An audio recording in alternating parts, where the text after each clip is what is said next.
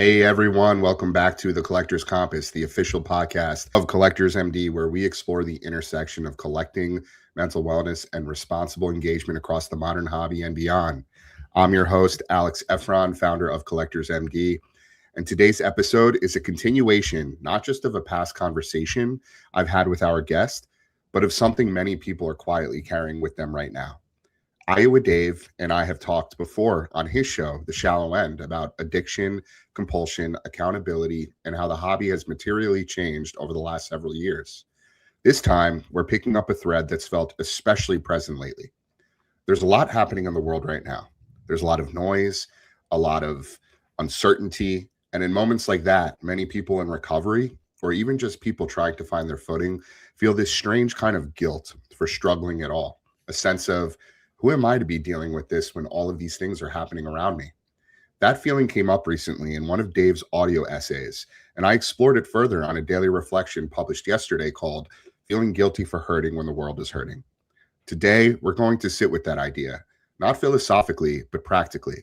What that guilt does to us, why it shows up, and how minimizing our own struggles can actually make things harder, not easier.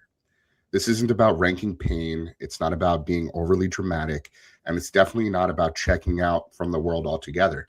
It's about taking responsibility for what we carry and understanding why healing is stabilizing, not selfish. Dave, really glad to have you join us. Welcome. Alyx, it's so great to see you again. As we're chatting, it's been a few hours now since PSA announced that they are raising prices again on grading. So I'm glad that we could converse on this dark, dark day.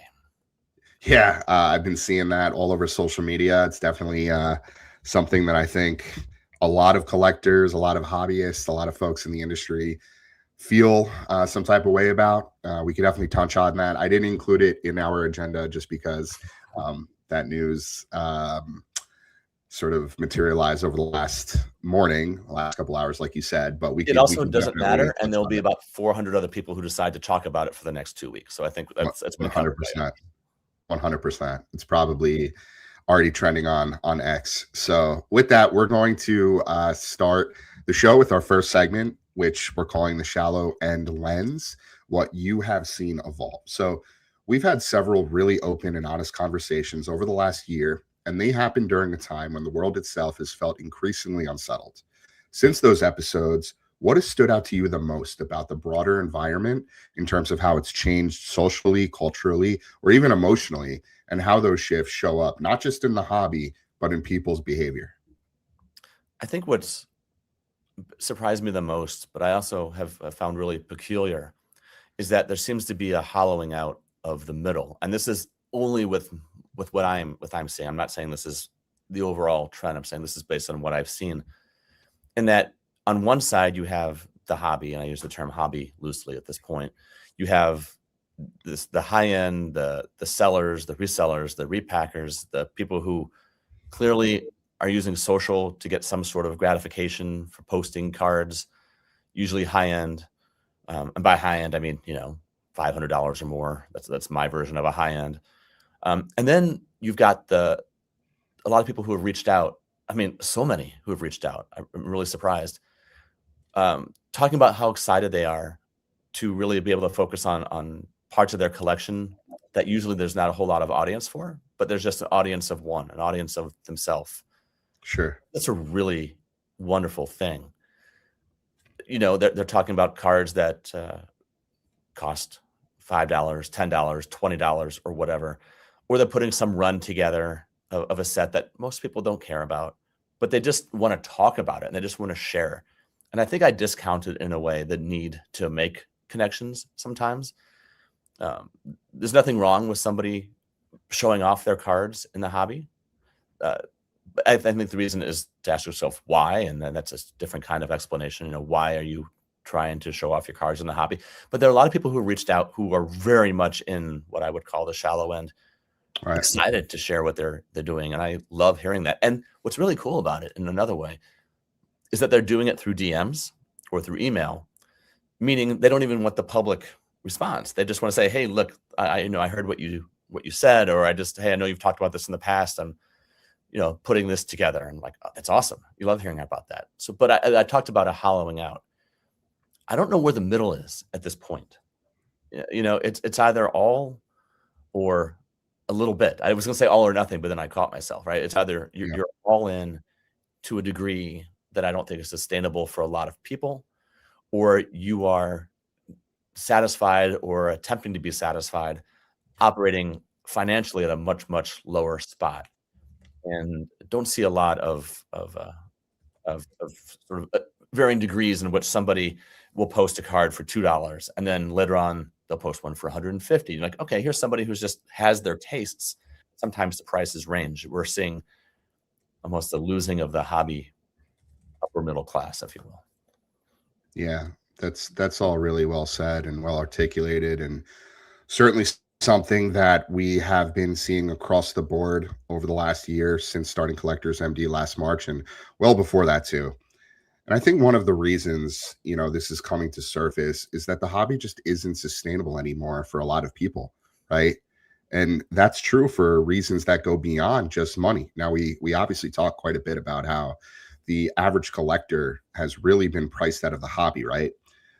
Which, cost is the obvious one. Prices have climbed to a point where participation alone just feels overly stressful. Even just trying to stay in the loop or, keep up with these releases is extremely expensive, whether, you're actually buying boxes or joining breaks, but it's also the emotional energy, right? The constant stimulation, the pressure to keep up, the sense that if you step away, you're missing something important. And I think that takes a real toll on people over time, right? Then there's the bandwidth, the time, the attention, the mental space. The hobby used to fit around people's lives. Now it just often competes with everything else, right? Work, relationships, even rest, right? It's always on 24/7. It's always asking for engagement and it's always pulling you in. And when you put all of that together, the cost, the emotional load, the time, the attention, it just becomes harder to sustain in a healthy way. Not because people don't love collecting, right? But because the environment itself just demands more than it actually gives back. And I think that's why we're seeing more people pause, take time to reassess, recalibrate, or, quite often just feel conflicted. They're not sure which direction to go in. It's not that the passion has disappeared, it's that the system around it stopped being built for longevity, for the spirit of collecting, right? Burn hot, burn fast, right? That's the message. Exactly. Yeah. Yeah, and it's just gotten to a point where it's overwhelming, and it's important. It's important for people to pause. It's important for people to think about why they're collecting in the first place. Why am I making this purchase? Why am I joining this break? Why am I buying this box? Why am I buying more than just one box at a time when I didn't plan to do that in the first place? Yeah, So, use the term bandwidth. I think that's just so important. That's exactly the right word. If I just turn the lens on myself for a little bit, if sure. I looked at my own collecting habits, I would think, I've never entered a break. I don't even buy current product. Just maybe a couple times a year, I'll buy a pack of Series 1 baseball to open with my kid or something. I stay within my budget, but I think about it constantly, Right. all the time, and Right. more than I should. And I've discussed this before. And if I had to reflect on anything that I wish was different in the hobby that I'm not handling as well is, I wish I wish I could just push it out of my head for just a little while. But I think I enjoy it. I like what I'm building. It's a creative outlet, and I left the hobby for years. Just as life happened and I got older, but I realized how much I really enjoyed it. Right. But even if I was a golfer, I wouldn't want to play 96 holes a day, right? That would just be, you'd annihilate your rotator cuff and your knee and your back. Sometimes you just got to play 9 holes with a cart. Sometimes you hope it rains so you can't even get out there. But here we are where it, like you said, the hobby doesn't close, right? eBay doesn't have store hours. Fanatics Collect doesn't have store hours. Breaking a lot of times doesn't have store hours. It's always there. And if you let it, get to you, and that assumes, that it's 100% of the responsibility of the consumer, which it's not. but it is largely. But if Right. you let it get to a certain point, then it stops being fun and it starts becoming work. It starts becoming a burden, and you start thinking about ways to do it less instead of thinking about ways to enjoy it more. Yeah. Yeah. And speaking of PSA, here's a PSA, a public service announcement. Um, Collectors MD is not here to deter people from the hobby. Yeah. We love the hobby. We love collecting. That's why we're, even having these conversations. The issue isn't collecting itself. It's that the systems around it have fundamentally changed. The speed, the access, the scale, the incentives, all of those things are completely different now. And that changes how people experience it. Our goal isn't to tell anyone to stop collecting or to walk away from the hobby. It's to help people just to engage with it in a way that just is actually sustainable and healthy within this new environment. That again is just it's not like it's going to just slow down or go away. It's only going to evolve from here as technology and AI advance, and there's more and more ways that people can consume content or purchase product. So we just have to put up those internal guardrails and make sure that we are equipped to be able to manage that load as we continue to see the hobby evolve. So have you noticed any shift in what people are reaching out about, not just spending or addiction specifically, but how they're feeling inside the hobby based on a lot of the things that we just touched on? Yeah, but mostly it's around content. It's mostly around content than it is about their collections. When they talk about their collections, it's like, hey, look at this, neat. And then I show them something I have, and that's neat. But it's mostly around, it's all the periphery stuff that it's almost as if the hobby content machine has lost the thread, Right. or everyone has the same thread and it's all in one direction. And the messages that are coming out, let me put it this way. I was making some notes beforehand, and there's one YouTuber who I really, really appreciate. I think I would hold him up as a symbol of what can be really good. The hobby, his name is Tony. He's Southern Collector 14. Okay. He's a vintage guy, and he just loves his cards. And he gets on there and just talks about his cards, and they're pretty high end. But he doesn't flaunt it. I don't think he ever talks about how much they are really, except for how he had to consolidate or something. Sure. But there's such a joy there. Yeah. He really loves the cards. The passion. Yeah, there's a passion. He'll have some guests on sometimes, and they just laugh, and he'll go on deep dives about the players and their history. I love that. And that just goes to show that you can have somebody who was at, one of the higher ends and then still really appreciate what the hobby can be. Yeah. And then maybe once a month he'll have a guest on, they'll talk about current events, but that's it. I love listening to him because it just sort of fills my hobby soul. Absolutely. Then you see people like we talked about PSA raising prices again, or there's some scandal.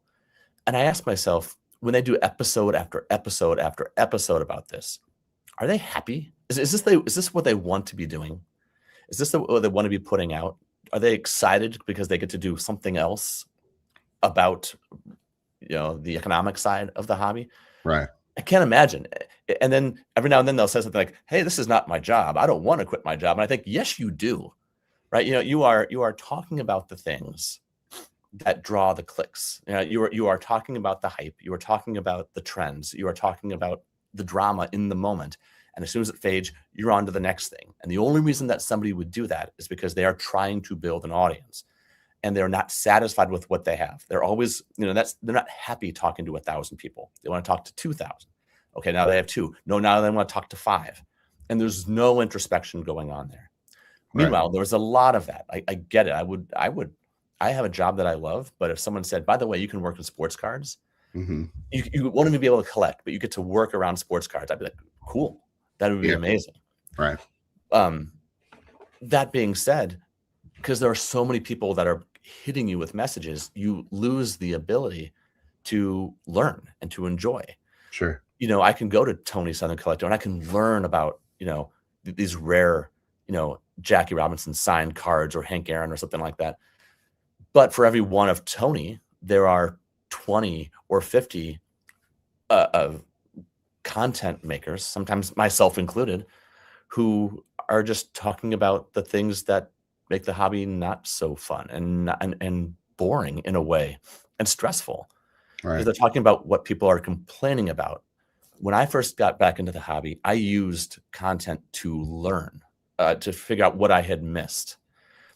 And I think it's changed. I think it's changed over the last 5 or 6 years where there were people back then who were talking about invest. I mean, certainly sports card investor or sports card strategies, they've been around for a while now. But you know what they are. They're very upfront about, for the most part, about what they're doing, right? But Yeah. if you're jumping in right now, where would you learn exactly? How are you going to figure this out? I think it would just have to be done through Googling and AI at this point, and less from the voices. You can't go on a walk with your dog and listen to people who are having fun with their cards. You can't be in your car on a road trip and just binge listen to of who knows what content, because you're going to keep going into everything that stinks about the hobby as opposed to everything that's can be useful about it. And Right. so I think you mentioned the new people coming in.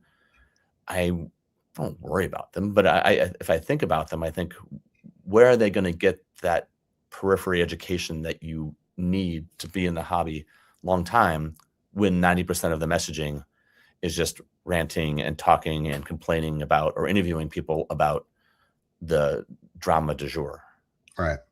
Yeah, you brought up some really great points there. I totally agree with you that there are a handful of collectors and creators, especially on YouTube, that are collecting with intention and showcasing, their pickups and their collection in ways that sort of extend beyond just the monetary value or the hype or the excitement. And I want to shout out a few. There's Hoosier Pulse. He's been on the show before. His name is Elijah. He's fantastic. I've actually started watching Sky B Cards. I've been engaging with him a little bit, and I actually like his format and the way he sort of collects what he likes. He'll open retail because he enjoys opening retail. He enjoys the opportunity to be able to still engage with the product at a much lower price point. And he understands that 90% of the time he's not going to hit a huge card that's going to even pay for a $30 blaster, but he's doing it because he likes it. And he did this video at the end of the year basically just showing all of his big hits, and a lot of them were just sort of displayed on his table, which basically indicates that he didn't just go ahead and flip them all. He collects them. He likes them. He kept them in his personal collection, and I think that's awesome. So another thing you brought up is this concept of sports card investing, right? And this is actually, I haven't even shared this publicly yet, but we have been exploring a third lane beyond just the intentional collecting and the abstinence, which are the two lanes that we offer at Collectors MD. And we're calling that the strategic investor lane, right? It's not about chasing hits or staying constantly engaged. It's really for people who want to participate in the hobby in a much more deliberate and structured way, right? Fewer decisions, fewer touch points, clearer rules. Think longer time horizons and define budgets and less emotional involvement and just a lot more friction by design. For some people, fully stepping away might not be the best fit, but for others, active collecting, still carries a little too much pull.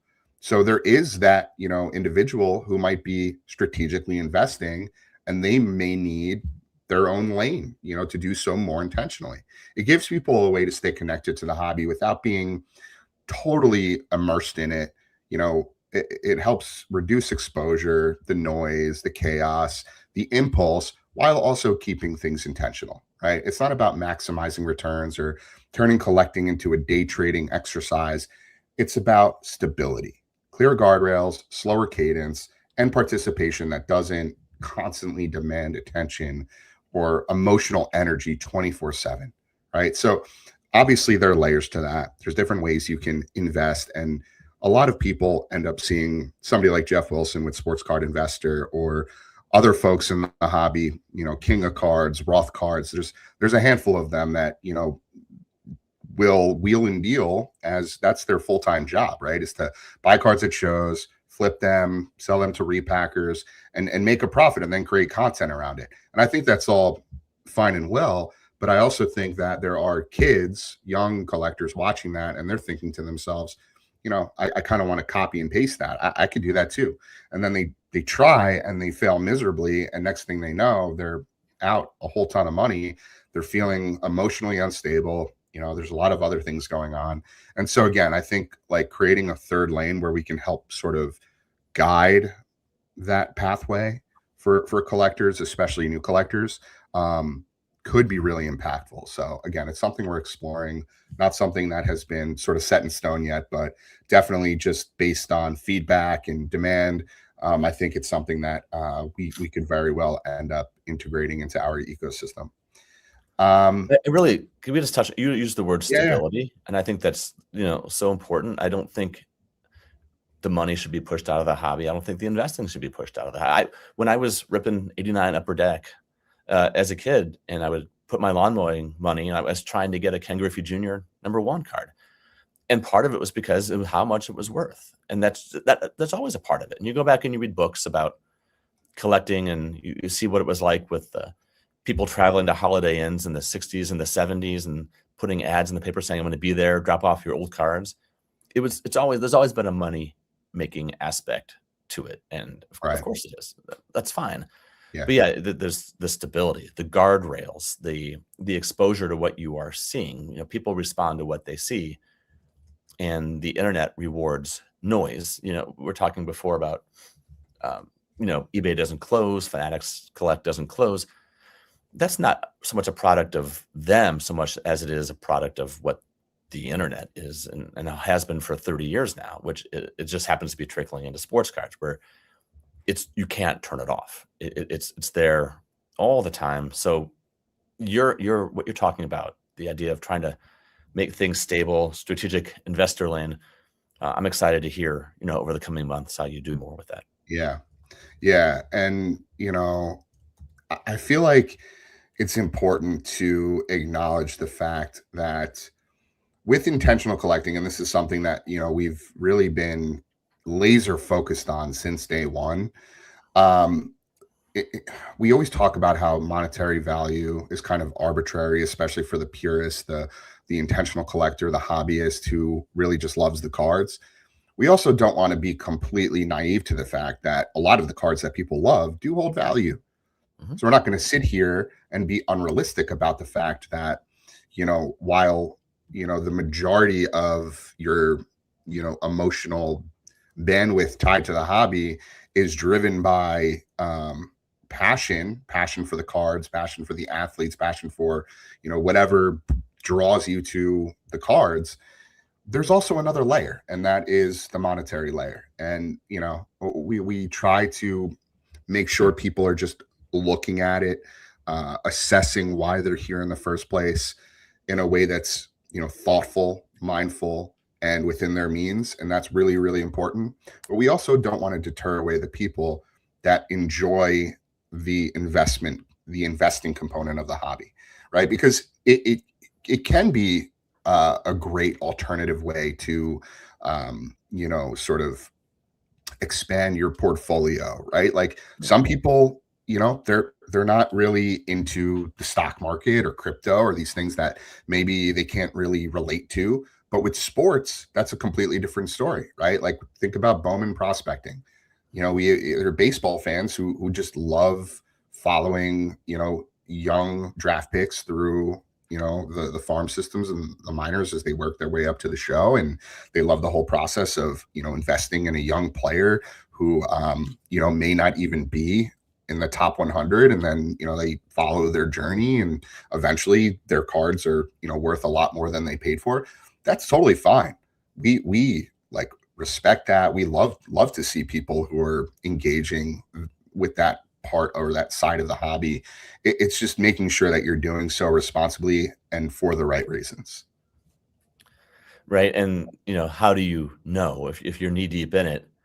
It's sometimes hard to see yourself if there's no mirror around you and right. And you're kind of guessing. So, I mean, how would you do that? How does somebody become self-aware or more self-aware? What do you think?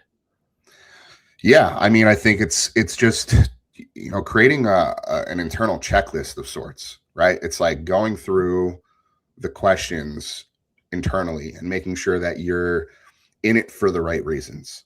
And that's something that we encourage people to do, is create these internal checklists that you can jot down in your notes app and just go through. Ask yourself questions like, if I purchase this card today, will it still excite me in a week from now? A month from now, a year from now, 5 years from now? Will I still want it? Is it something that I'm buying right now because I'm excited in the moment and I feel drawn to the hype? Or is it something that I genuinely care about, and I will take up real estate in my brain as far as like my PC goes, right? And then on the investment side of that, it's like, is this something that's realistically going to gain value? Is it risky? Am I overspending here? Am I spending within my budget, my means?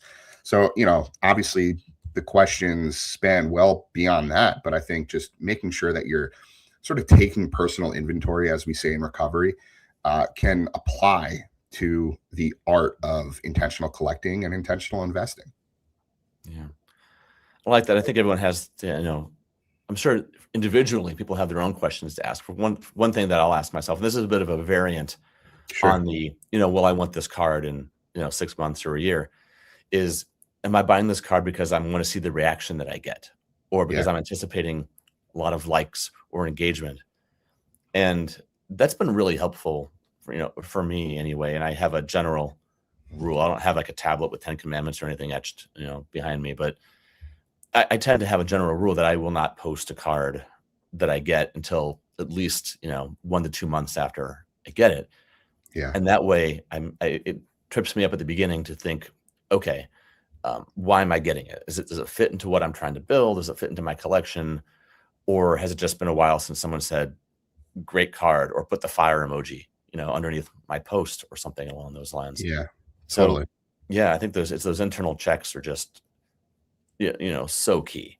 They're so key. And, to kind of go back to one thing we're talking about at the very beginning of this episode is, what do you do though, when you're collecting, but you're looking at things outside of collecting and you start, questioning, should I even be here at all? Like you mentioned guilt.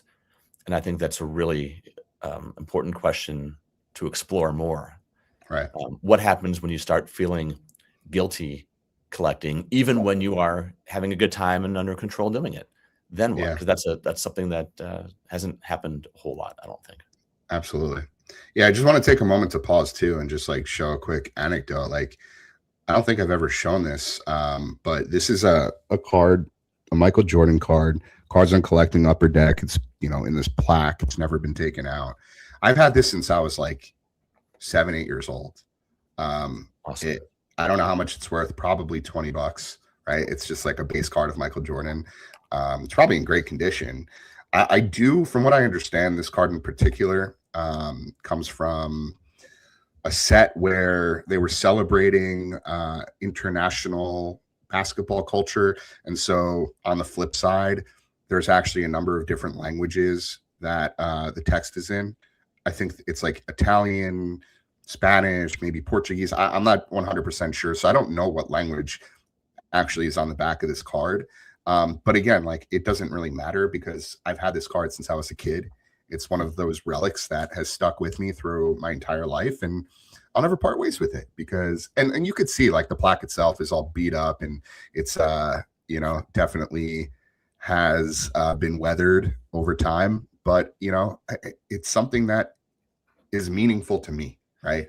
It's something that draws me back to my childhood and just reminds me of times that were much simpler and just joyful. And, that's really what intentional collecting, I think, is all about. And if this card today in a PSA 10 was worth tens of thousands of dollars, that would be another conversation we'd be having. But at the same time, like, if that's the case and it's something that's meaningful to you, or something that you inherited or was passed down or was gifted to you from a relative that's no longer alive, like, the monetary value shouldn't be the primary reason why you decide to keep or sell it. unless of course you're in a situation where you desperately need the money. But I hope that does a fair job of illustrating the whole concept of intentional collecting. For a lot of people, it's kind of hard to wrap their heads around the concept, especially in a modern hobby where there's just so many releases and manufactured scarcity and rarity, right? Like there's no such thing anymore as like hitting or opening a pack, hitting a card, and it being like having the same sort of sentimental value that something like this would have in the 90s, right? Because again, everything is numbered. There's a million different parallels. There's a million different case hits and short prints. And so, it's just a different animal now. But I do hope that like young kids who are going to their local card shops and opening packs of retail Topps Chrome with their parent and getting really excited for hitting a base Cooper flag card that maybe they stash away in their binder, and that's something they can look back on in 20-30 years from now and just be excited about the fact that it's tied to a core childhood memory, right? Yeah, and I don't know if they will at this point, if that's what they're doing, or maybe they will, but I don't know how many cards are in a pack of Topps Chrome basketball, but let's say there's 12 cards and you get a base Cooper flag. That's awesome. But the other 11 might just go into the recycling bin or the trash. Yeah. Which raises questions of maybe if this needs to be a new distribution model. You can just, so there's not so much wasted product and can maybe ways just to buy singles on demand, which is actually what Topps now is, or whatever the Panini version of it is. So yeah, I don't know what's that? It's called Panini Instant. Instant, thank you. Yeah, Panini Instant. Yeah. That's what it is. It's printing on demand. But yeah, I mean, we are in the era of numbered cards and case hits, and I don't even know what a case hit is anymore. But in some ways, I get it, because when I went back to get my collection around 2020, and I was intending to get rid of it all, and I got rid of most of it. I couldn't believe how many duplicates I've had of all these cards. And it really was a waste. And I don't want to wax nostalgic about this and, pretend that was a good way of collecting either. I was just collecting mass amounts of cards. And then I had this other box of cards that I liked, and that was about 1/100th of the size of the cards. And I ended up recycling probably thousands of 87 Topps baseball and 89 hoops basketball. Just nobody would want those. Yeah. And what a waste. So maybe it's not necessarily a bad thing now that people are focused on certain things that know what they want more anyway. But we still have the same old buy a pack model, and you don't know what you're going to get. And it is a bit of a slot machine pull, really. Yeah. Yeah. We've had a lot of our community members just, kind of up in arms about the fact that breakers no longer ship base cards. There are people, completionists, if you will, those that want to complete a full base set, and they really can no longer do that by, buying personals or joining breaks with, breakers on a live platform because they don't ship them anymore. I mean, I guess you could request for them, but like they don't. The whole point is they don't want to take the time to sort. Plus, it adds extra, fees for heavier packages, things of that nature. So it's like it's no longer about the art of collecting or the art of ripping open a pack and just like marveling at each card one at a time. It's just, let's skip the base card, get to the hit, and keep going, right? So, just to kind of put a bow on this segment, it feels like the hobby hasn't slowed down, but awareness of how loud and mentally consuming it has increased really has. And that awareness doesn't necessarily fix everything, and it doesn't automatically change the behavior, but it does change what people can't unsee, right? Once you notice how much space it's taking up, how often it's pulling your attention, it becomes harder to pretend it isn't having a real impact. So just some food for thought for people to, consider as they continue their collecting journeys. And so we're going to transition over to our second segment, which is what's new with Collectors MD from awareness to infrastructure. So one thing that's changed on our side since our earlier conversations on the shallow end is that Collectors MD has moved from awareness, and we are still focused on awareness, but we're really tapping into infrastructure, right? Not just talking about the problem, but building places for people to land. Mm. When someone reaches out to us for the first time, they're, rarely saying, I'm addicted. They're saying things like, I'm tired, or I feel out of control, or I don't like how this feels anymore. I keep minimizing it, but something is definitely off. So what surprised you the most about, how this sort of is impacting people, right? In terms of it being like a real issue. Just, a lot of people taking breaks and being vocal about taking breaks, and not just, talking behind the scenes about taking a break, but letting it be known to the wider world that, like, I need a break. It's an admission of, this is just too much for me right now, and I don't Yeah. want to quit, but I just need to step back, because it is just, the zone is just being flooded all the time with Yeah. thinking about cards. And I'm not even talking about content. I'm just talking about your own brain, Right. right?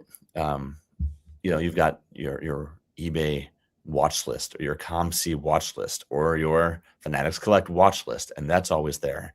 Is there a new blue dot? Has something else come up? Am I tired now of this thing I was building for 4 years, and did I waste my time, and now I want to start something else, but now it costs more, and Yeah. blah, blah, blah, blah, blah. So, there's a lot of public breaking, right? I don't mean like card break. I mean like taking a break. And I think that says a lot. I think it's Yeah. really admirable to do that. I think one thing that really, one benefit of being public about needing a break is, you are having others, sort of help hold yourself accountable in a way.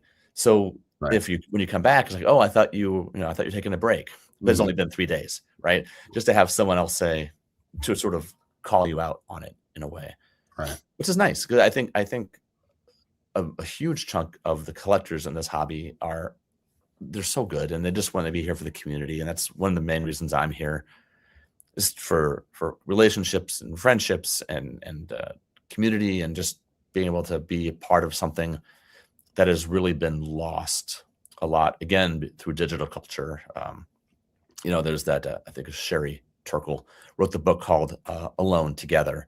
Mhm. And she wasn't writing about cards, but she was writing about digital culture. And it's like, yeah, we have chat rooms, we have social, but that's not really the same as, meeting somebody for coffee, or, walk into the skateboard park, or whatever it is that you're doing.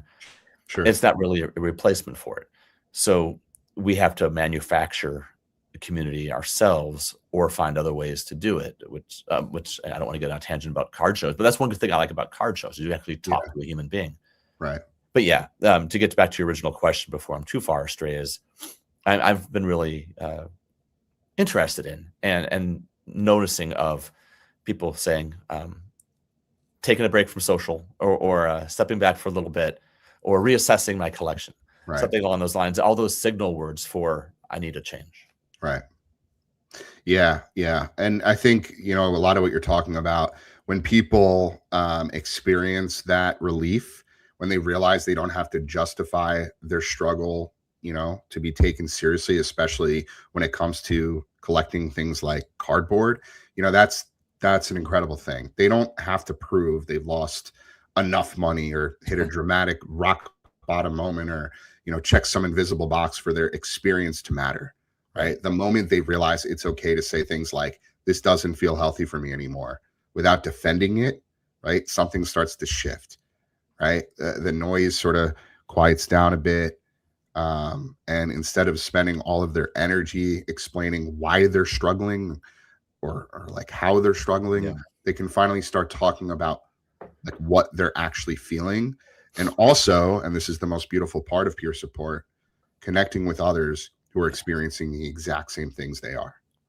Yeah, we're finding those positive voices that are out there as well. And the Smarter Collector, if you've heard of that, they are, Of course, yeah. love it. I've had Chris on the show. Yeah, Chris is great. And Yeah. he did one a couple of days ago, had a thing out there, which I felt, and I talked about it, a while back, but he really articulated it in a way I'd never seen.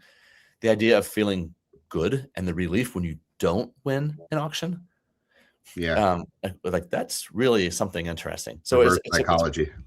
yeah, exactly, right? Yeah. So it's like, you have to be almost aware of how you're feeling, and sometimes with a hobby, you want it to be an escape, but at the same time, you have to be almost more in tune Yeah. to yourself and your behavior. Right. Like Chris was saying, if you bid on something and then don't win and you're happy, it's time to Speaks volumes. yeah, why were you bidding? Right. What was your goal at the time? Or I Right. don't know. But I think that's, that's why that's why I say I don't think hobby content is bad. I make hobby content, so it probably is bad sometimes.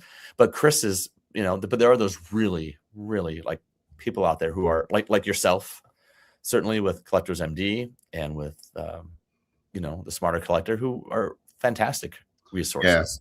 I think Chris Hoge is another great example of that, the co-founder of Card Ladder. But yeah, I just want to give Chris and the Smarter Collector a quick shout out. I'm really glad to see that he's been creating content with camera facing reels and such, because like for a long time he was just doing a lot of these quotes, and they're sharp, but after bringing him on the show and getting to know him a little bit better, I was so impressed with the way he can articulate a lot of these things, and there are just so many synergies and overlap between what he does and what we do. And just a huge fan of the work he's doing to create a healthier and more sustainable ecosystem for the hobby. So for those watching or listening on our audio platforms, I definitely encourage you to go check out the Smarter Collector on Instagram. He also has an app now, which is pretty awesome. It's basically a platform where you can track your collection. These are just cards that I added. Most of these I don't have, but it's just a really, really cool platform. And there's a lot of like nuances and features that I haven't even explored yet. But the Smarter Collector app and the Smarter Collector on Instagram, definitely go check that out. So quick plug for Chris. So Dave, what do you think it is about having a space, even a non-clinical one, that changes how honest people are willing to be? Can you sort of say more about that? Because I'm still trying to think about how to answer that question. Yeah. So like in terms of like, what do you mean by the question, I guess? Yeah, of course. So we have our weekly meetings. You've attended them before, right? A space where people can come and just be open and honest about sharing whatever they're going through. We meet people wherever they are in their journeys, whether that be their collecting journeys, their recovery journeys, whatever, they consider themselves. So just in terms of like the ability to have a soundboard or a space where you can, talk to and or hear from other people, how important do you feel like something like that is, especially within the hobby space where everything is just moving a million miles per hour? I think it's important in literally every space, to have someone to ask you questions about what you're doing, or to ask people questions about what you are doing. But, especially in something like this where, addiction is real, and there's temptation, and there's aren't all sorts of arms reaching in to you, trying to pull you in different directions. So yeah, I think, but that's also kind of hard to I think it's easier said than done to say that, hey, if you have your group, if you have your community, then that's great. Except it's hard to do that, especially if you get into this by yourself, because then you look around, and I really actually really struggled with this my first few years when I was back into it, where I would see people saying on there like, find your group, right? Or find your whatever, find your wolf pack, right? Find something. And like, what? Like, I am totally alone here, right? Or I had a few casual relationships. It sounds weird the way I'm saying, like, but you know what I mean? Like, hey, I like your card, and we'd have a quick exchange, and that'd be it for a month, right? Yeah. And then now I have it, but it took a long time to get there. Right. So I think that's why it's really good to have sort of these broader organizations to be there for those who don't have their groups yet, who are alone or are still trying to find their way. Absolutely. That's just so much. It's so much of it, no matter, heck, even if you are, I don't know if I mentioned golfing before, right? But imagine if you were just trying to golf completely by yourself for 10 years, right? You don't have anyone to make fun of you for a habit, so you change it, right? You don't have anyone to say, maybe we don't go out today, I'm kind of sore, or hey, let's go out now. There's a cheaper court or something. You just need to have different voices because there are 7-8 billion people on Earth, and we don't have all the answers, no matter what we're doing. Right. So I think my last thing I would say is just to reiterate a point is I think it's wildly important to have support around you while acknowledging that is way easier said than done. Yeah, absolutely. Yeah. And the goal isn't to convince anyone that they have a problem. It's to give people a place to stand, if they realize, they need one, right? Yeah. It's really about creating a space where curiosity is allowed and where uncertainty isn't frowned upon, and where you don't need to have, sort of have all of the answers or arrive with conclusions that have already been made. Most people don't wake up one day knowing exactly what's wrong. They just know something feels off. So our role and other organizations like Collectors MD, it's to meet people in that sort of in-between moment before things escalate and help them slow down enough to figure out what they need without any pressure or judgment. Yeah. If I could interject just a personal story real quick. I've said before how I'm not a compulsive buyer. I tend to do a lot of research. I know what I want. I can wait on things. Yeah. But when I decide to move, I am a compulsive seller, or rather an impulsive seller, where something that I worked really hard for, say a year or two earlier, I suddenly get so excited about the new thing that I want that when it's finally within range, I will then move it. And then, a week later, like, what have I just done? Right now it's gone. But about a few months ago, I almost did that again. And I was bouncing this idea off a couple of people who I'm friends with. And they were back. One person said, do not do that. Just flat out said, you cannot do that. And somebody else goes, are you sure that that's the right move? And I backed off, and it was, that was there. So to be able to speak firsthand, it really does make a difference. And then I had another friend who was posting a lot, right? And I didn't want to really call them out, but I just said to them, DM, I said, hey, you're at quite the pace there, pal. Right? You're really kind of going right there. Yeah. And he's like, yeah. I think he said someone had to say it to him. Right. Say it. So yeah. It can go both ways for sure. 100%. Yeah.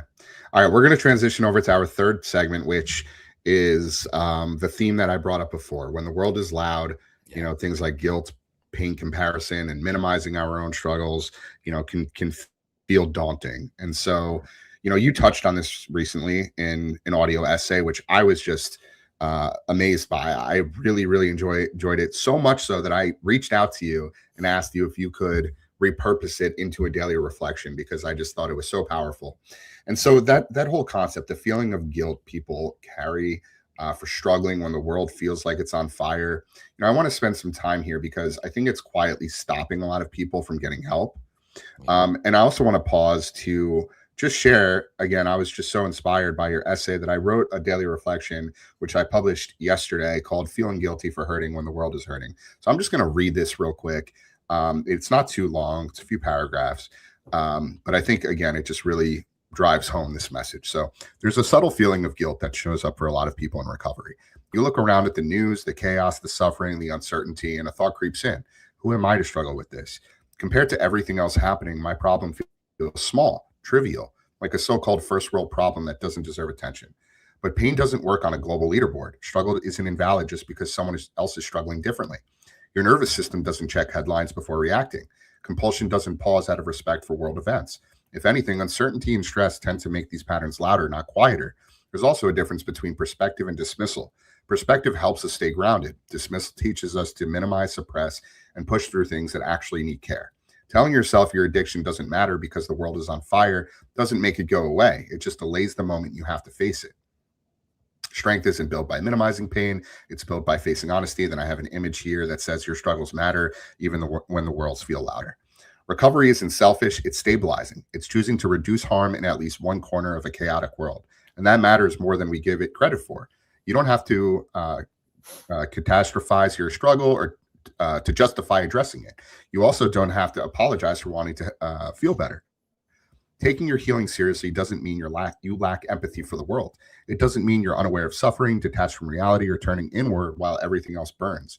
It means you recognize the simple truth. You can't carry the weight of the entire world, but you can take responsibility for the part of it that lives inside you. Healing is one of the few places where your effort actually changes the outcome. When you choose to stabilize yourself, reduce harm, and stay honest about what you're dealing with, you're not opting out of compassion. You're practicing it in a form that's real and sustainable. Doing what's within your control isn't indifference. It's how care survives in an overwhelming world. You're allowed to take your pain seriously, even when what's happening in the world makes it feel minuscule. So again, I just think it really drives home this theme. For those listening, again, you could check out our daily reflections anytime.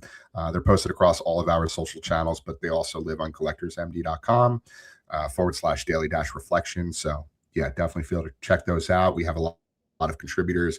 Dave will be contributing one in the coming weeks. But yeah, it's like there's so much there. And so I want to unpack a few things. So why do you think people feel pressure to minimize their own struggle when external sufferings feel bigger? Just when you think of something like a hobby, right? Allegedly, it's supposed to be something you do in your free time to get away from things. Right. And then you look at the news, Yeah. and regardless of where you stand on it, you at least know so much is going on, that people are hurting and dying, and they're scared, and they're facing health problems and climate problems and political problems. And you say, like, hey, I get it too, because I think about baseball cards too much. Like, Right. what? But I think that's why. Just thinking about the reflection that you wrote, which was really, really thoughtful and really beautiful. Thank you. It made me think of on an airplane, right? When they're talking about how to put your mask on, and if a sudden change of pressure or temperature or whatever the thing is, they don't tell you to help others first. They tell you to help yourself first. They say, put on your mask, then help others, right? Yeah. And including your kid, right? And I think there's a message there that, you're really not capable of helping others when there's so much hurt or fear or dread going on in yourself. So you do have to take care of yourself first, Right. right? I get that. That makes sense. But I think part of it is just you put up a sports card up against, what's going on, and it just seems so much smaller, and it is so much smaller. Yeah. But when you strip it down to someone's internal struggle, it's different, right? It still matters. Just because your problem is not someone else's problem doesn't mean it's not still your problem. Right. Yeah, I'm just pulling up your podcast real quick, because this is what inspired me to write that yesterday. And it was episode 112 of The Shallow End, Collecting While the World Burns. In your description here, sports cards are supposed to be an escape, but what if instead of an escape, they're a hideout? And I just thought it was so well done and really well articulated. So I'm going to drop the link real quick in the chat for people to check that out. That might be difficult to do because it's a long URL, but if you are listening on our audio platforms, you could check out The Shallow End on Spotify and just search for episode 112. I think it's the latest one, but definitely give it a listen. It's 25 minutes. Dave just does such a great job of articulating all of this. Thank you. Cool. So let me hide the screen one more time. Yeah, and one line, Dave, that I keep coming back to is this, right? Pain doesn't work on a global leaderboard. Our nervous systems don't check headlines before reacting. Compulsion doesn't pause out of respect for world events. If anything, uncertainty and stress tend to make these patterns louder, not quieter. So again, it's really important for people to realize that, not to minimize, what they're going through just because of what's going on the outside world. And, I could totally empathize with the fact that you feel this sense of guilt, that how could I possibly be worried about, such a minuscule thing like collecting, or like, my package got lost in the mail, or, I got skunked on a break or something of that nature, when we're seeing a lot of these headlines in the news. But when you minimize your own struggles, your own pain, again, that's not the route. That's not the answer. So, Dave, how do you distinguish between perspective, which can be grounding, and dismissal? And I touched on this in the daily reflection, but dismissal, which kind of teaches people to suppress things that actually need care. Yeah, it's just so hard. I think we're all just sort of trained to push things down, you know, stop complaining, right? It's something that our parents Yeah, just say to us when we were young. Complaining is viewed as, I don't think as a weakness, but it's viewed as irritating. It's viewed as something, it's futile.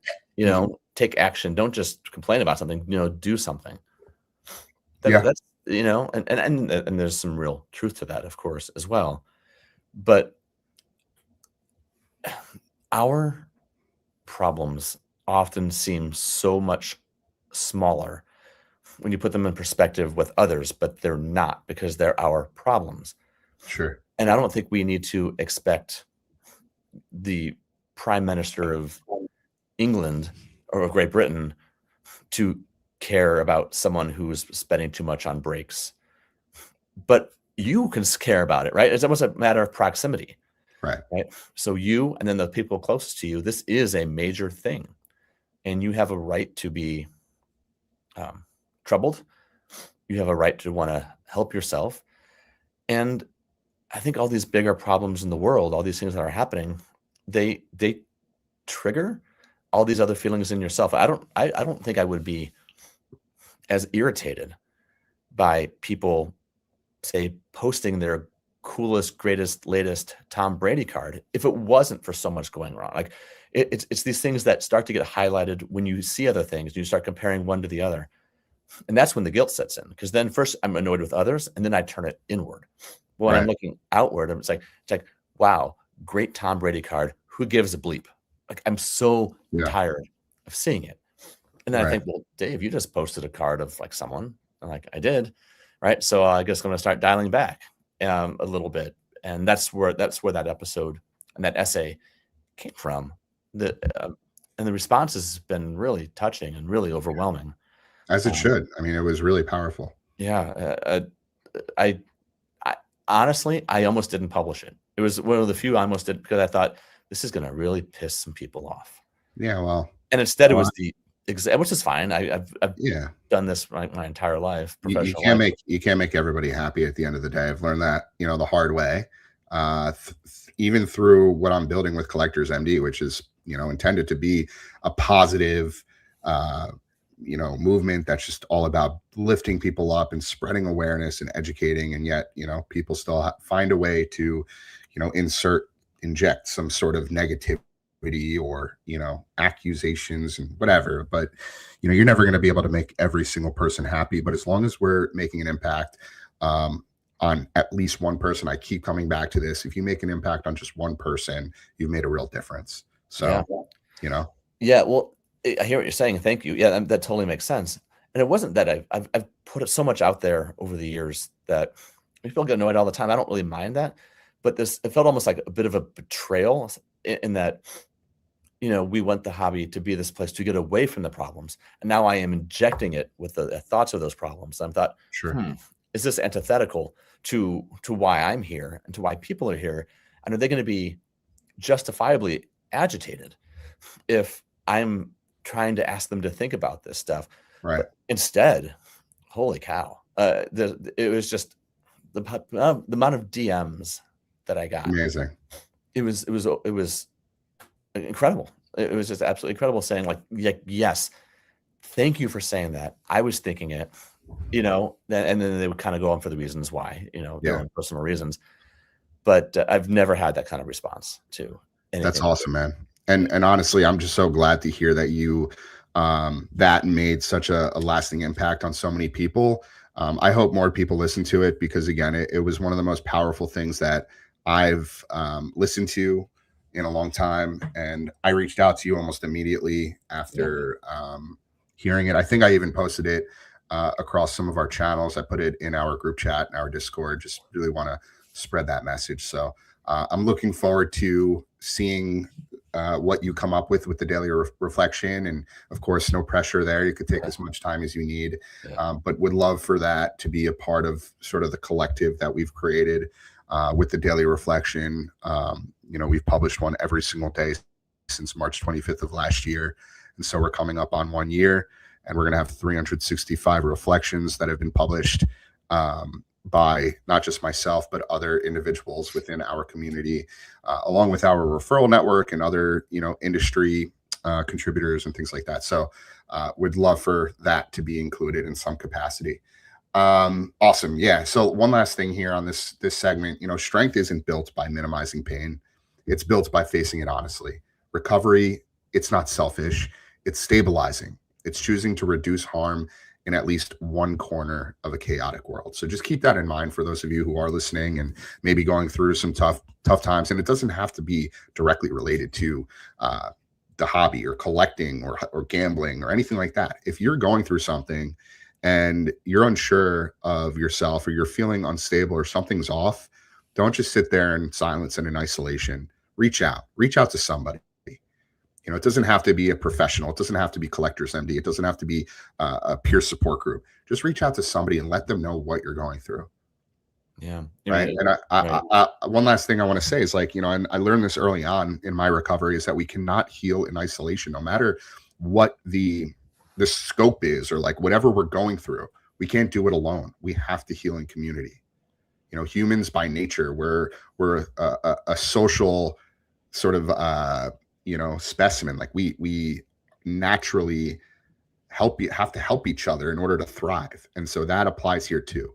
And just keep that in mind. Yeah, we're communal, and we need, and communal. we That's need the word to I was looking for. Yeah. Cool. So we're going to transition over to our fourth segment. We have three more. I'm going to try to hit the turbo button a little bit here, because we just passed the 1 hour mark. But this segment is called the attention economy, mental bandwidth, doom scrolling, and the hobby always in your pocket. So this ties directly into something we've talked about before, and that's the mental load of the hobby right now, the bandwidth, if you will. Yeah. That's, constant alerts, the auctions, the drops, the content, the discourse. Even when spending is technically under control, people are still feeling exhausted. So it's not just finances.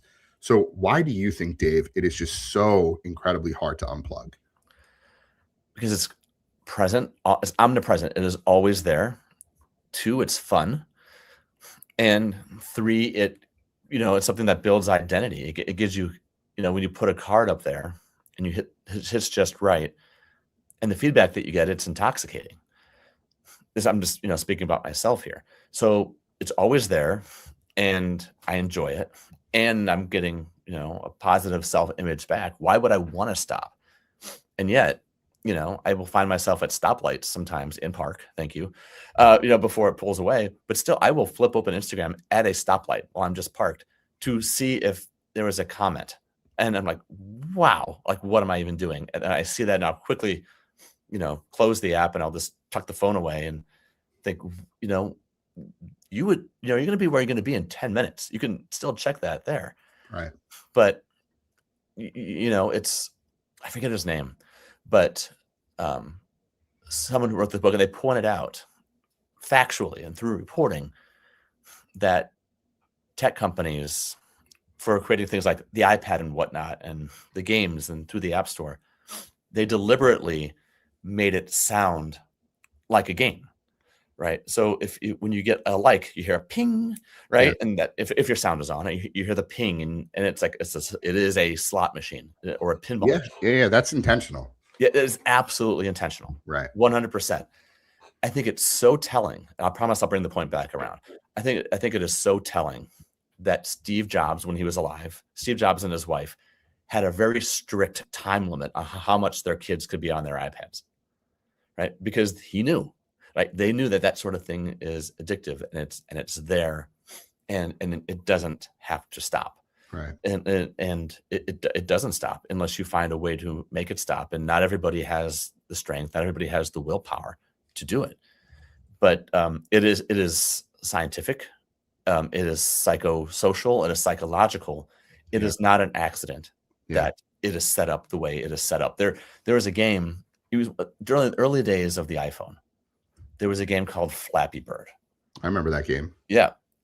And there was no way to win it, right? There's no way Yeah, to of win. course. Yeah. It just went. But they eventually pulled it because either they had a rule that you couldn't do that, or the creator of it felt so much pressure, they eventually pulled the game from the store. Hmm. How do you win collecting?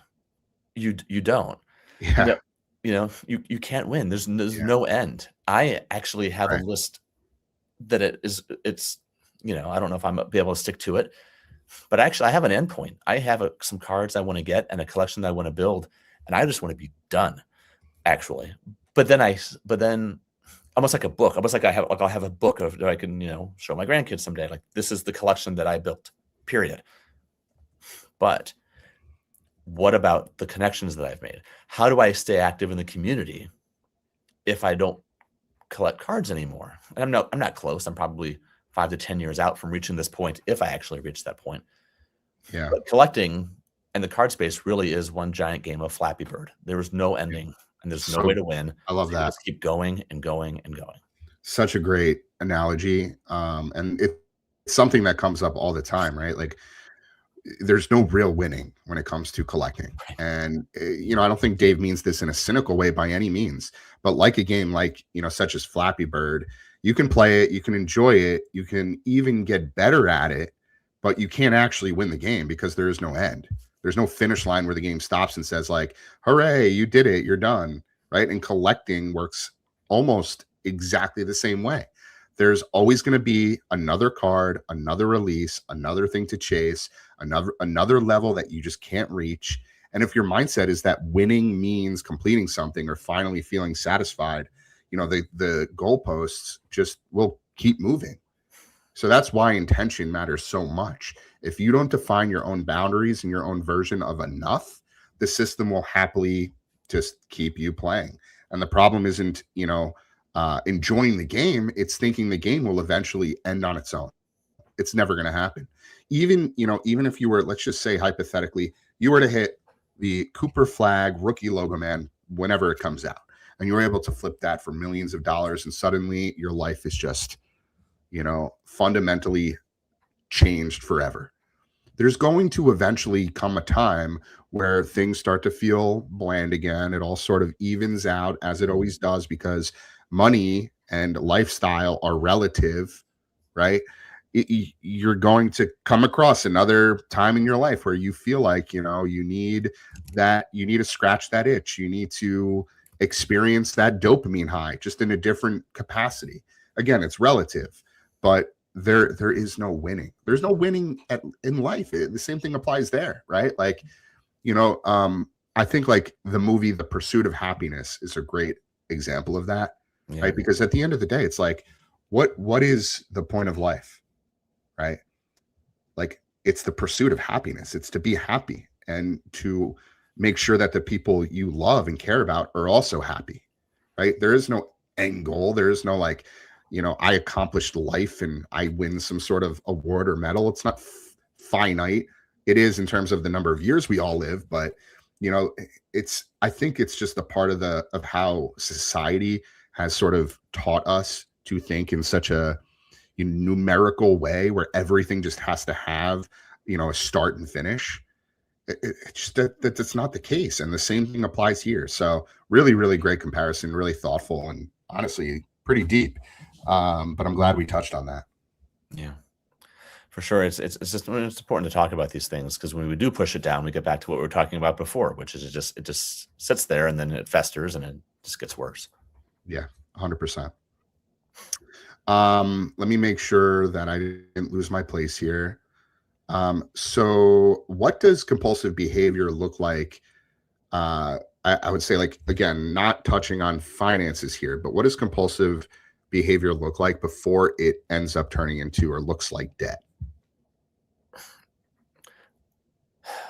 It's different for different people. For me, it would be looking at the devices on my phone, or the controls on my phone, to see how many times I open an app or how much time I'm spending on it. And if I'm spending more time doing card related things than hanging out with my kids or my wife, I think that's a sign. I think if if it dominates my thoughts, I think that could be a sign as well. Go look at, see what podcasts you subscribe to. You know, if it's 90% cards, it might be a sign that you just like it and you just want to learn and that's curious, but it also might mean that it is totally consuming your thoughts. You know, I'm not an addiction specialist, so I don't really know how to identify compulsion, but I can feel it in myself when it gets to be too much. And then when you start thinking about how to get away, when you have to actually start making a plan in your head about how am I going to get away from this thing I allegedly enjoy, that's a sign of compulsion, because you shouldn't be doing that, right? Right. I think that's a pretty good sign, which I've done that many times. Like, okay, I'm deleting eBay off my phone for X amount of days or weeks. Yeah, 100%. Yeah, one thing we talk about a lot is attention as currency, right? Compulsion Oh doesn't yeah, always ask for your money first. It asks for your attention, your focus, your nervous system, your peace. Before, spending ever becomes a problem, attention, usually is already like, being consumed.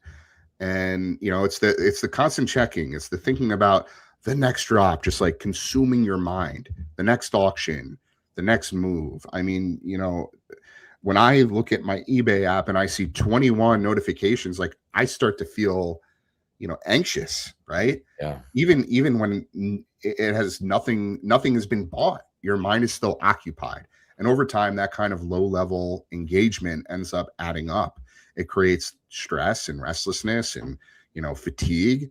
You're not fully present because part of you is always just being pulled back toward the hobby or spending. And, that's often the earliest sign that something might be off. It's not always the money, but the mental cost. And once your attention, sort of becomes fragmented, everything else just becomes a lot harder to regulate.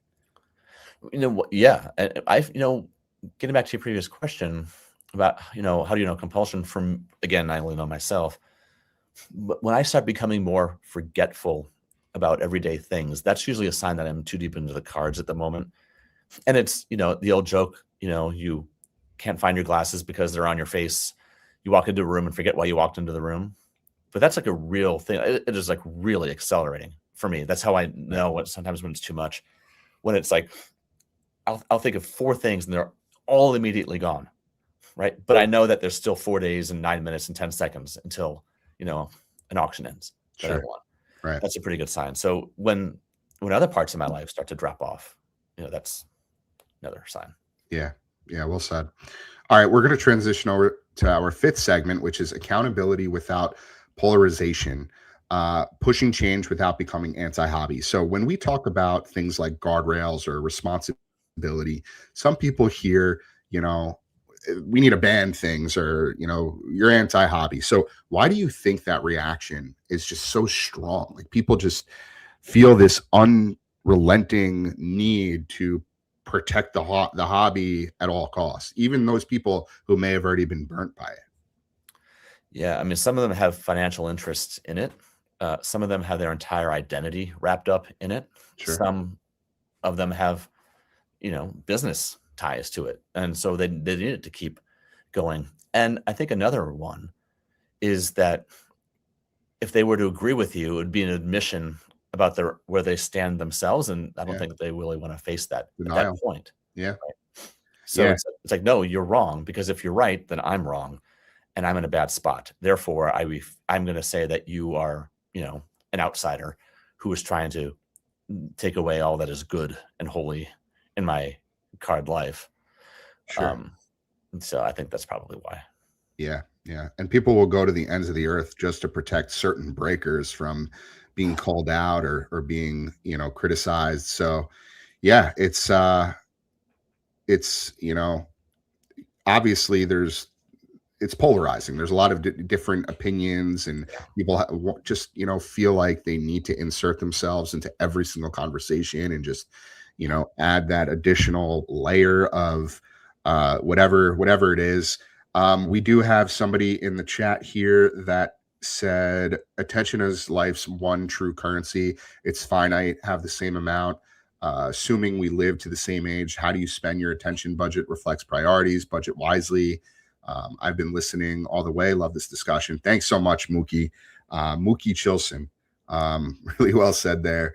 Yeah, I mean, Dave, like, how do you respond to the whole concept of it's just entertainment without sounding overly, preachy, or, like you're just trying to cancel the whole culture?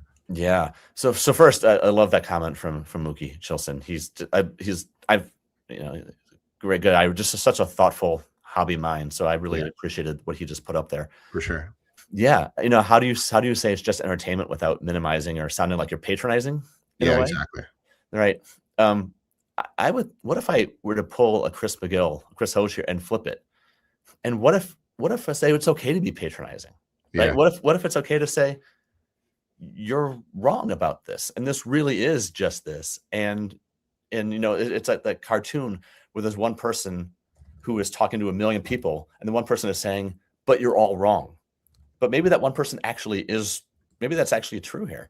So I think sometimes people need to hear bluntness, and they might not agree with you at the time. You might alienate some people, but like you said before, if you get through to one person, is it then maybe worth it? So I think, to minimize the hobby a little bit doesn't mean to say it's a bad thing, but it is to sort of put it into a proper perspective. Totally. Yeah. And I think that's okay sometimes. I think it's okay to sometimes to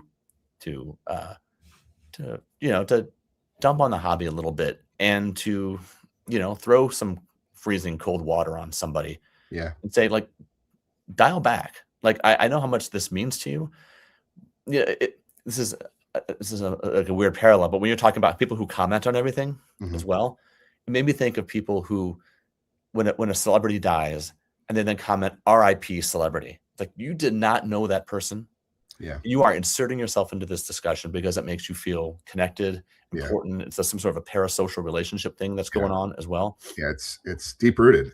It's a lot of people just have this. I don't think we can. I don't think we can discount. It's one thing I want to add there is it's also like acknowledgement or validation, right? Like, people, sort of get that dopamine high from the number of likes they might get on a comment, right? Sometimes you see these posts that are put up on Instagram by some of the biggest influencers or publishers, and you look at the comments, and one comment will have like 30,000 likes from just some random person who said something sort of witty or cheeky, and you think to yourself, like, what is that person thinking? 30,000 people acknowledge what I had to say. So yeah, I mean, people sort of become addicted to that, and that could be problematic in itself. Right, to the attention, and not just to the positive, but to the negative. That's the whole point of being a troll. Right. You just want somebody to acknowledge you. Right. I don't think we can discount at all. And I think it's going to be decades before we, as a society, understand the real damage that's being done by our self-imposed digital isolation. Sure. It's severe. It is really, really severe. And to then feel important, you have to do things like that, right? Or just stay involved in the hobby in ways that maybe are not healthy. Yeah. Even though it's at the end of the day, yeah, of course. At the end of the day, like, you can love the hobby and still demand it treats people better, right? Yeah. Those things aren't opposites. Caring deeply about something is often what makes you want to be healthier, more sustainable, and more honest about its impact. And wanting things like guardrails and transparency or better norms isn't an attack. It's a sign of respect. It's a sign that we care. Right? The goal isn't to strip the joy out of collecting or tell people how they should participate. It's to make sure enjoyment doesn't come at the cost of people's well-being. Loving something doesn't mean ignoring its flaws. Sometimes it just means we're, willing to name them or to call them out. So together. Yeah. And to add on to that, I also think that saying it's just a hobby or saying it's just sports cards is not minimizing it. I think it's being realistic. It is just a hobby. It is just sports cards. And to a very small percentage, it is a business. And I would not say that to them. I get it. They're trying to feed their family. They're trying to build wealth. Good for them. But it really is just sports cards. And it's okay to say that. That doesn't mean they don't matter. But I don't think the word just is a bad word here. Yeah. Yeah. Well said. Okay. We're going to shift over to our final segment here, Dave. and that is what a healthier hobby actually looks like. So things like micro guardrails that people can use today. So if someone's listening and they're feeling that pull, but doesn't want, to put a label on it or to go to extremes and say they have a problem or addiction, what's a first step that actually creates some sense of relief? It's about control, right? It's such a hard thing to figure out. When you start feeling out of control with something that at one point made you really happy, you have to have some level of self-awareness, and that's hard. I used the phrase earlier about easier said than done, but that's right here also. But I think step one is just noticing it and acknowledging it. And then from there, you can start taking steps based on the severity of how deep that you feel you're in, because it's different for different people. Some are, some can't unplug, some lose too much money, some damage relationships. It's different for everybody. Yeah. But I think there just has to be something there at first that tells you, okay, this doesn't feel right anymore. And I'm noticing that it doesn't feel right. And I had someone over the last couple of weeks, he's only online, I think once every few days. So it's not an active conversation, but we've been having a conversation about how his wife bought him a brick for his phone, which he will install at night. I don't fully understand it, but then he can't get to certain apps from, say, 5 p.m. to 9 p.m., which is when he's home from work to the point when his kids go to bed. Yeah. And sometimes if you can't do it for yourself, it's nice to have somebody there who can do it for you or cares enough to try to help you. Ultimately, it was his own decision. The brick was bought for him, but then he's the one who then installed it onto his phone. And I don't know. For me, sometimes I'll ask myself, what am I missing if I'm not on Instagram for 2 days? And it's not a lot, but except when I have an episode come out, because you don't, the way to grow that is you want to engage with people when they contact you. You don't want to ignore them. Yeah. And that's hard. But I recognize that sometimes you can be in too deep. I know that the shallow end is going to end before 2027. I know that it is coming. And part of me knows that I'm going to really, really miss it. But also part of me will be like, oh, cool. Now I actually can unplug for a little bit and not worry about missing a comment or something. Why do you say it's going to end in 2027? I think there comes a point when you've said what you need to say, and a voice becomes stale. It's not soon. It'll probably be sometime in the fall, I would think, sometime between late summer to early winter, whenever I get to be that point. Yeah, but I think after a while you stick around because of inertia and not because you were actually doing what you intended to do. Right. And I've ended ventures before, and I recently started feeling it's like, okay, it's coming. So it's not next week, it's not next month, but it will. I told someone else this yesterday that I think, this is it. This is gonna. It's not gonna make it toward the end. I think you should definitely follow your heart and do what you think is right. One thing I want to add there, just to counter it a bit, is that I don't think you should cut yourself short or discount the fact that you have many people, you have listeners who look forward to your content and lean on your content in a lot of ways. And I don't want to put pressure on you or make you feel like obligated to continue to put it out, because there is that sense of pressure, and that could have a sort of negative impact on your own mental health. But to use the word stale, I don't think is fair for you, because you mentioned it comes to a point where you've said your piece, you've gotten out what you need to say. Well, I don't necessarily agree with that, because the world is always changing, and there's always going to be something to talk about, or some sort of theme, or piece of news, or a means of helping other people there available. And not to mention, young kids start to grow up and get older, and maybe they start listening to what you have to say. So I don't think you should put a timeline on your content. But with that being said, Dave, like, if you are feeling that sense of burnout and all right, it's time to like move on to the next project or the next endeavor, like, that's another story. And like, frankly, it would be incredible if 2 years from now you decide that, you want to walk away from this, maybe take some time away, and like Collectors MD has evolved and we have multiple podcasts, and somebody like you could come in and kind of have your own IP within our ecosystem. I think something like that would be really neat. Yeah. I don't want to think get ahead of myself here, but yeah, don't cut yourself short, man. I think it's not a matter of like having enough to say, like that'll never be the case. Like, you can always offer advice, wisdom, knowledge to somebody. And like I said before, if you're making an impact on just one person, you're making a difference. Yeah, that's nice. I really appreciate you saying that. I do have to go in about 2 minutes. Okay, we'll wrap up. I am putting together a new limited series, and I'm doing the recordings for those now, so they're popping up pretty frequently. So okay, so just to close that segment, I just wanted to just touch on, the one thing we've learned is that relief is really data, right? If a boundary gives you peace, that's information worth trusting. There's a lot of people that just sort of dismiss that feeling because it doesn't fit a rule or a label. But when you step back from something and feel, calmer, clearer, more present, that's your nervous system giving you feedback. Boundaries don't have to be dramatic to be valid. They don't have to be permanent to be perfect. If there's a small change that lowers the noise or improves your sleep or gives you a sense of steadiness, that's not a coincidence. That's real insight. So paying attention to where your relief shows up can be one of the most honest guides we have for figuring out what's actually helping. You said that one short phrase. I loved it. You said, what is data? You said something is data. Yeah. One thing we've learned is that relief is data. Yeah. I love that. That's great. I've never heard that before.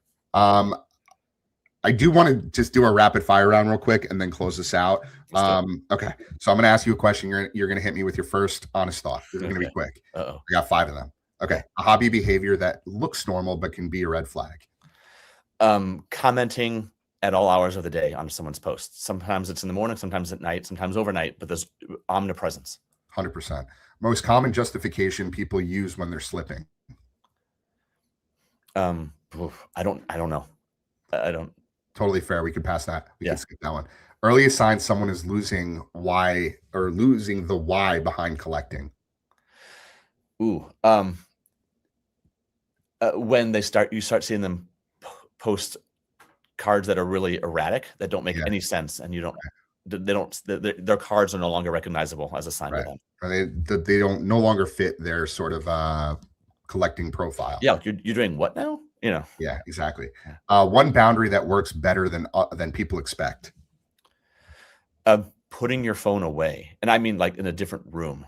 At home, I will I'll tuck it into a drawer, and then I'll just go rake leaves or something, and not being able to even have it. But and the good thing is that your AirPods can actually extend far, so you can still like listen to something while you're doing it. You just don't have to have the phone on you. Yeah. This is the last question. One way to support a friend without pushing them. Oh, just check in when things are going well. Don't just be there when things seem dark. Yeah. Also, when things are going well, say like, "Hey, how you doing?" For no reason whatsoever. Just like, "How's it going?" Just be there. Just be there. Mm-hmm. Yeah. Awesome, Dave. Really appreciate you continuing this conversation with me.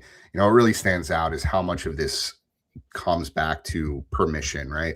Permission to take ourselves seriously, permission to stop apologizing for wanting stability, permission to heal without minimizing what we're carrying. Phone keeps buzzing. Apologies.